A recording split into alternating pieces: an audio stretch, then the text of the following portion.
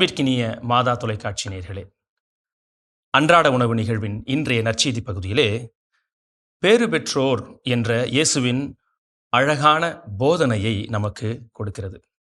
உலகம் பேறு பெற்றவர்களாக யாரை கருதுகிறது?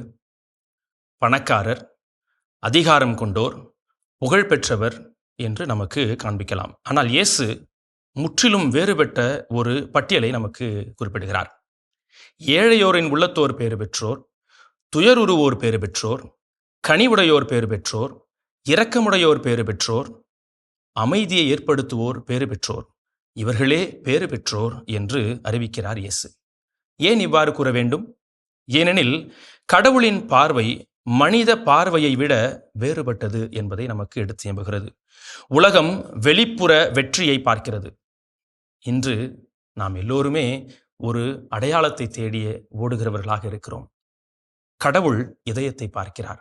உள்ளார்ந்த நம்முடைய சிந்தனைகளையும் நம்முடைய கருத்தியல்களையும் பார்க்கிறார். ஏழையரின் உள்ளத்தோர் பேறு பெற்றோர் என்று இயேசு சொல்கிறார். இதன் அர்த்தம் வெறும் பொருளாதார ஏழ்மை மட்டும் அல்ல, கடவுளை முழுமையாக சார்ந்து வாழாத மனநிலையும் கூட. இறைவனின் அருள் எனக்கு என்றும் தேவை என்று உணர்கிற இதயமே பேறு பெற்ற இதயம் என்று குறிப்பிடுகிறார்.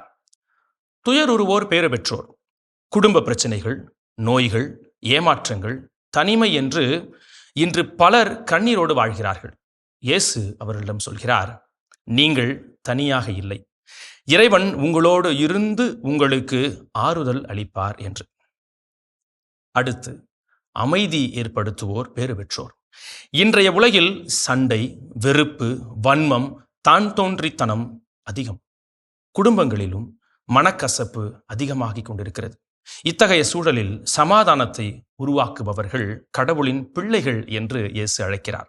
அன்பார்ந்தவர்களே, பேறு பெற்ற வாழ்க்கை என்பது சுலபமான வாழ்க்கை அல்ல, அது கடினம்தான். ஆனால் அதுவே அர்த்தமுள்ள வாழ்க்கை. இயேசுவின் வழி உலகத்தின் வழியை போல தோன்றாமல் இருக்கலாம், ஆனால் அதுவே நிறை வாழ்விற்கான வழியாக அமைந்திருக்கிறது. இன்றைய நற்செய்தி நம்மிடம் கேட்பது என்ன? நான் உலகத்தின் மதிப்புகளின்படி வாழ்கிறேனா அல்லது இறைவனின் பேறு பெற்ற வாழ்க்கை பாதையில் நடக்கிறேனா என்பதுதான். நாம் இரக்கமுள்ளவர்களாகவும் அமைதியை உருவாக்குபவர்களாகவும் தூய்மையான இதயத்தோடு வாழ்பவர்களாகவும் மாறுவோம்.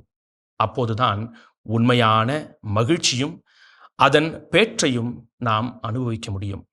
இந்த சிந்தனையுடன் இன்றைய நாளை இறை இயேசுவுடன் முன்னெடுப்போம். இல்லந்தோறும் இறையரசின் சாட்சியாக வாழ்வோம். இயேசுவுக்கே புகழ், இயேசுவுக்கே நன்றி, மரியே வாழ்க.